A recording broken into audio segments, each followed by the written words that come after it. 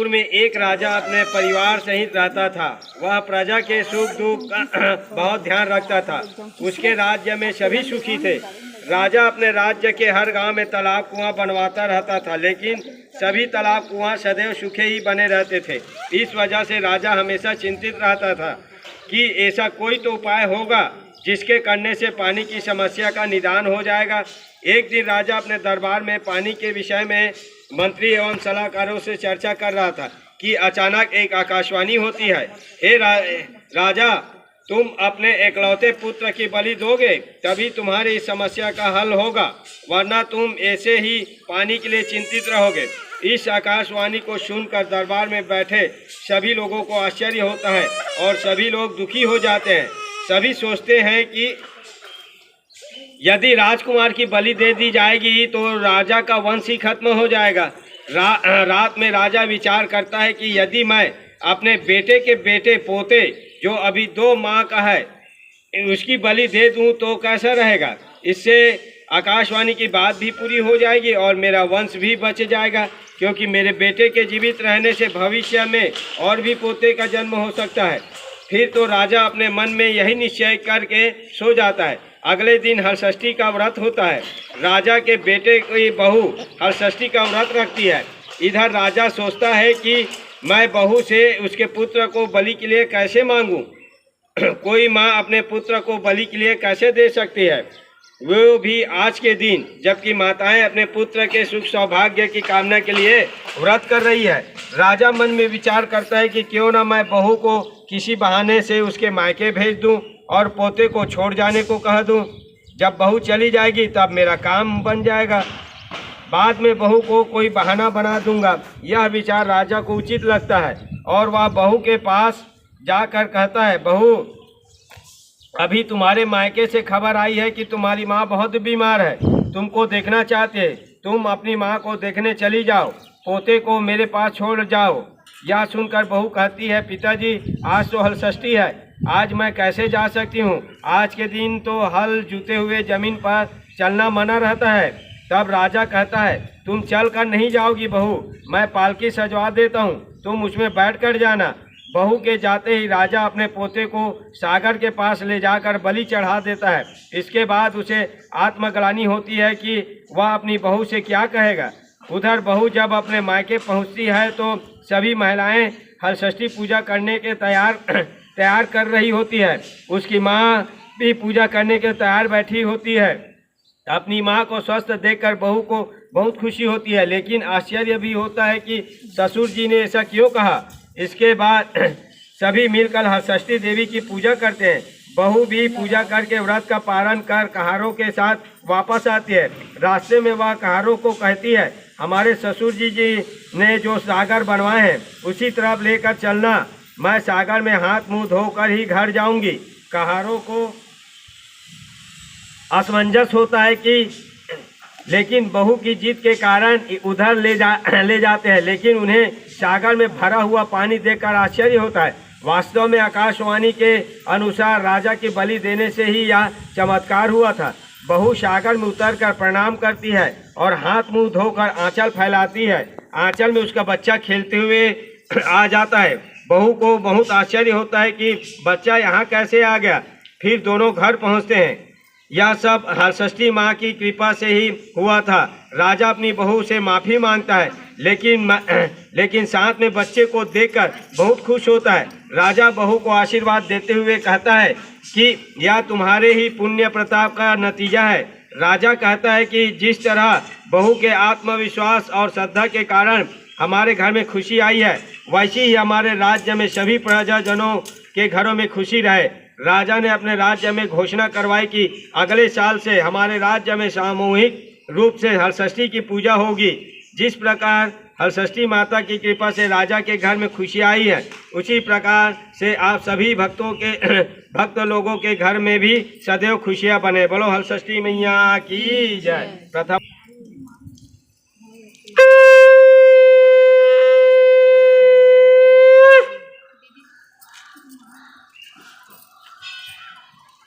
चलो फिर पकड़ो दूसरा।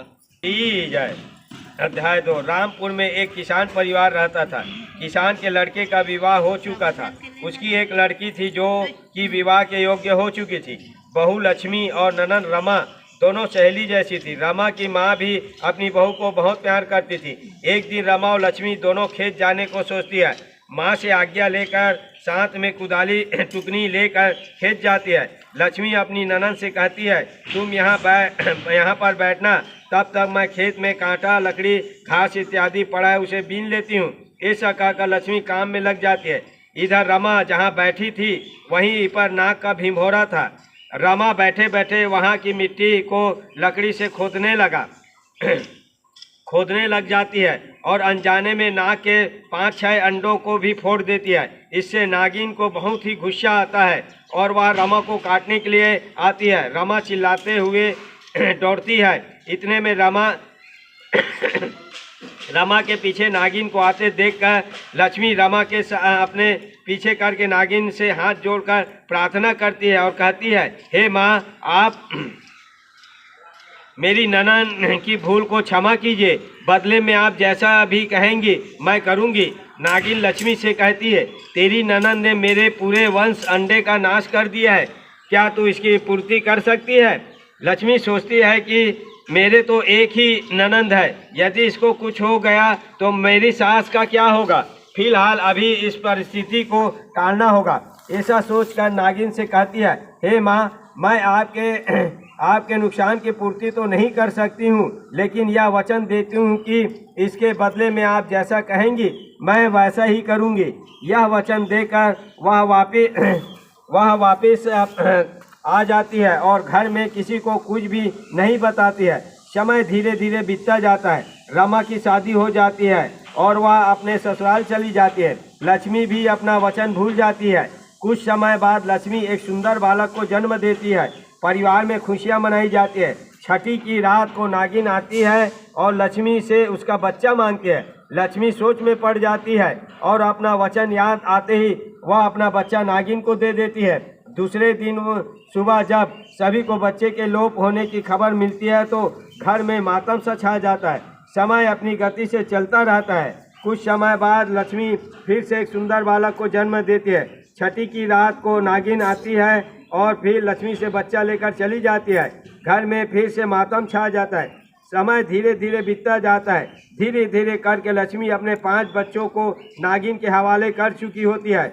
उसकी सास अब उसे ताना कसने लगती है और उसे दुख देने लगती है। कुछ समय बाद लक्ष्मी 6वीं बार गर्भ धारण करती है तो उसकी सास उसे डायन कहकर घर से निकाल देती है। अब ऐसी स्थिति में लक्ष्मी अपनी माँ के घर पहुँचती है।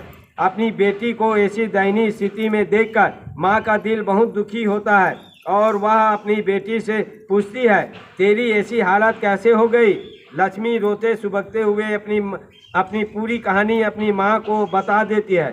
उसकी माँ सब सुनने के बाद उसे सांत्वना देते हुए कहती है, तू चिंता मत कर बेटी, सुखपूर्वक यहाँ रह, धीरे धीरे सब ठीक हो जाएगा। समय आने पर लक्ष्मी एक सुंदर बेटे को जन्म देती है। छठी के दिन उसकी माँ घर के पिछवाड़े में गड्ढे खोदकर 6 मटकी गाड़ देती है और उसमें क्रमशः लाई, जवा, चना, बहरा, महुआ, दूध की खीर भर कर रख देती है। रात में नागिन आती है तो सभी चीज़ों को खाते खाते जब वह महुआ खाती है तो उसे बहुत ही प्रिय लगता है। उसके बाद वह खीर खाती है।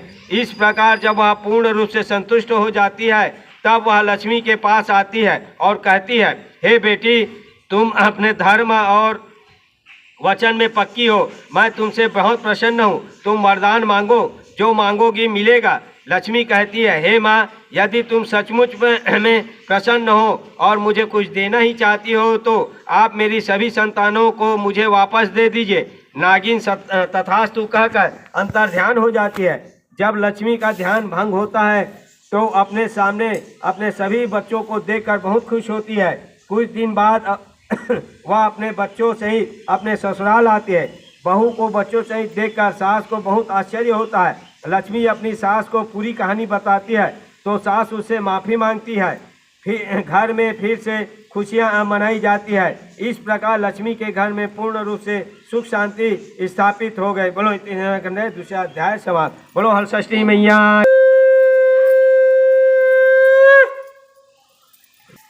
बोलो हलषष्ठी मैया की जय। तीसरा अध्याय। कोटा नगरी में दो भाई रहते थे। बड़े का नाम था काशीराम और छोटे का नाम था बंशीराम। बड़े की पत्नी का नाम काली और छोटे के पत्नी का नाम लाली था। काली के कोई संतान नहीं थी। लाली के दो बच्चे डंगरिया और मुंगरिया थे। लाली की सास अपने पोतों को बहुत प्यार करती थी। लाली प्रतिदिन घर का सारा काम निपटा कर शहर में दूध दही बेचने चली जाती थी और शाम तक वापस आती थी। शहर में लाली जिस जिस घर में दूध दही देती थी वे लोग कहते हैं कि कल हमारे यहाँ कमरछठ की पूजा है, इसलिए तुम भैंस का दूध दही लेकर आना, हम उसी से पूजा करेंगे।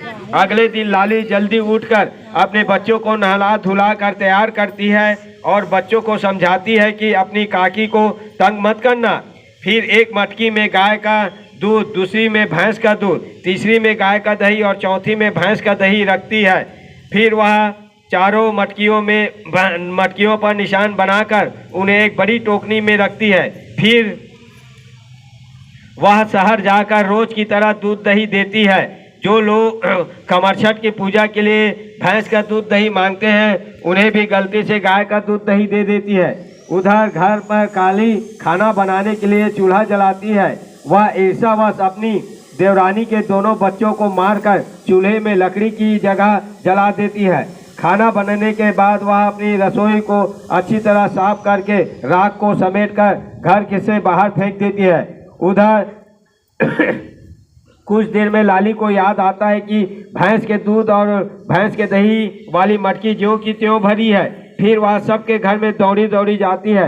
वहाँ सभी महिलाएं एक ही घर में एकत्रित होकर पूजा की तैयारी कर रही होती है।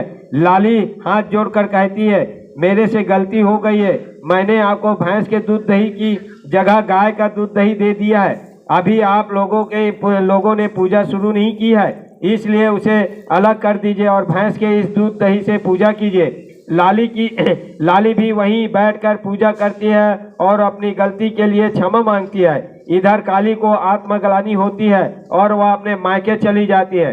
जब लाली शहर से वापस आती है तो अपने बच्चों को आवाज लगाते हुए बुलाती है। कमरछठ की पूजा के प्रताप से उसके दोनों बच्चे जीवित हो जाते हैं और दौड़ते हुए आते हैं। बच्चे अपनी माँ को पूरी कहानी बताते हैं। अपने बच्चों को देखकर लाली बहुत खुश होती है और अपनी जेठानी को बुलाने जाती है। वह अपनी जेठानी को समझाते हुए कहती है, दीदी जो हो गया उसे भूल जाओ। आज हम दोनों एक प्रण करते हैं कि हम भी अगले साल से कमरछठ की पूजा किया करेंगे। इस प्रकार देवरानी और जेठानी दोनों को सुख शांति प्राप्त होती है। बोलो हलषष्ठी मैया की जय।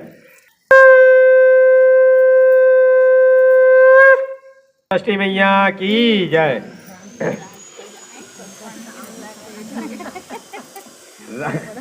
रामगढ़ में एक ब्राह्मण परिवार रहता था। ब्राह्मण का नाम रामलाल था। वह बहुत ही सरल स्वभाव का था, लेकिन उसकी ब्राह्मणी ललिता बहुत ही क्रूर स्वभाव की थी।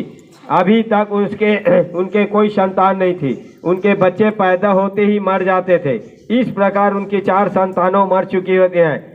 कुछ समय बाद उनके यहाँ 5वीं संतान उत्पन्न होती है। जब वह 6 माह की हो गई तो एक दिन ललिता अपनी रौताइन को बच्चा सौंप कर नदी पर नहाने चली जाती है। रौताइन बच्चे को खिलाते खिलाते सोचती है कि मेरे घर में नमक नहीं है, इसलिए वह थोड़ा सा नमक ललिता के घर में से निकाल कर ले जाती है। बच्चा यह देखकर हंसने लगता है। तब रौताइन पूछती है, तुम क्यों हंस रहे हो? तब बच्चा कहता है, अभी यहाँ पर मेरी माँ नहीं है, इसलिए तुम और कुछ ले जाना चाहती हो तो ले जाओ। रौताइन कहती है, मैं तब तक कुछ नहीं ले जाऊंगी जब तक तुम अपने हंसने के कारण नहीं बताओगे। तब बच्चा कहता है, पता नहीं मेरी माँ ने पिछले जन्म में कितना नमक चुराया होगा, जो कि उसकी सजा उसे अब तक मिल रही है। तब तक उसे कोई भी सुख प्राप्त नहीं हो पाया।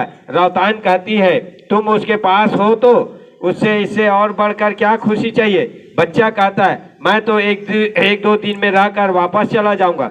रौताइन पूछती है, क्या कोई उपाय नहीं है कि मेरे मालकिन को संतान सुख मिले?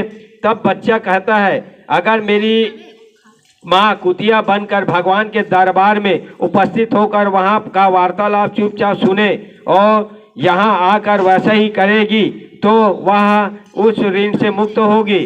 ऐसा बोलकर बच्चा चुप हो जाता है। ललिता नहाकर आती है तो राउताइन पूरी कहानी बताती है। ललिता कहती है, तुम झूठ बोल रही हो, इतना छोटा बच्चा कैसे बात कर सकता है, तुम मुझे डरा रही हो। राउताइन कहती है, जो सच है मैं वह बता रही हूँ, आप मानो या ना मानो आपकी मर्जी। रामलाल बाहर से कथा पढ़कर आता है तो ललिता उसको भी सब बात बताती है। रामलाल को आश्चर्य होता है, तब बात आई गई और हो गई। दूसरे दिन बच्चा एकदम से बीमार पड़ जाता है, अगले दिन बच्चा मर जाता है। ललिता को राउताइन की बात याद आती है। उधर रामलाल एवं अन्य लोग बच्चे को शमशान ले जाने की तैयारी करते हैं। इधर ललिता कुतिया का रूप बनकर बच्चे के पीछे पीछे जाती है। भगवान दरबार पहुंचकर वह बहुत खुश होता है। भगवान वहां पर बैठे हुए सभी बच्चों से पूछते हैं कि अब ललिता के घर में कौन जाएगा, लेकिन कोई भी बच्चा जाने के लिए तैयार नहीं होता। आखिर में एक छोटा बच्चा बचता है। भगवान उसे जाने के लिए कहते हैं तो बच्चा भगवान से पूछता है, कोई भी जाने के लिए तैयार नहीं है तो आप मुझे क्यों भेज रहे हैं? भगवान कहते हैं, यदि तुमको नहीं रहना हो तो समय बाद वापस आ जाना। बच्चा पूछता है, मैं कैसे वापस आऊँगा? तब भगवान कहते हैं, तुम जो वस्तु ना रहे उसकी मांग करना, जब वह वस्तु ना मिले तो रूठ कर वापस चले आना। जैसे गर्मी के दिन में कीचड़ की मांग करना और बरसात में गर्म धूल की। जब तुम्हारी बुआ नए कपड़े पहने हुए हो तो तुम हाथ मुंह गंदा करके उससे गोदी में लेने को कहना। इसमें तुम्हारी कोई मांग पूरी ना होने पर तुम वापस आ जाना। बच्चा इन बातों को सुनकर ललिता के घर उसका बच्चा बनकर जाने को तैयार हो जाता है। ललिता सब बातें सुनकर जल्दी से घर वापस आ जाती है। कुछ दिनों बाद उसको बच्चा होता है। धीरे धीरे बच्चा बड़ा होता है। साल भर के बाद ललिता मौसम के अनुसार सभी चीजों को इकट्ठा करने लगती है। वह अपनी ननद को बुलाकर सभी बातें समझा देती है। जब बहुत गर्मी पड़ती है तो बच्चा अपनी माँ से कीचड़ में खेलने को मांग करता है। ललिता खुशी खुशी आंगन में कीचड़ बिखरा देती है। बच्चा उसमें लोट लोट कर खेलता है और थोड़ी देर बाद अपनी बुआ को तैयार देखकर गोदी में लेने की जिद करता है तो उसकी बुआ उसे गोद में उठाकर प्यार करती है। उसी प्रकार ठंड में भी बच्चा जो खिलौने, कपड़े, मिठाई आदि के लिए जिद करता है, माँ उसे किसी भी चीज के लिए मना नहीं करती। तब बच्चा भगवान से कहता है, ये ब्राह्मणी ललिता तो अब सुधर गई है, मुझे भी बहुत प्यार करती है, अब मैं क्या करूं प्रभु? भगवान उस बच्चे को समझाते हैं, इसके पुराने गलत कर्मों का दंड खत्म हो चुका है, इसलिए तुम अपने माँ के पास अच्छे से रहो। ललिता अपने बच्चे के साथ खुशी से रहने लगती है। जिस प्रकार ललिता के घर में खुशी आई वैसे ही आप के सभी घरों में भी खुशियां से महक उठे। बोलो हल षष्ठी मैया की जय। 5 बार।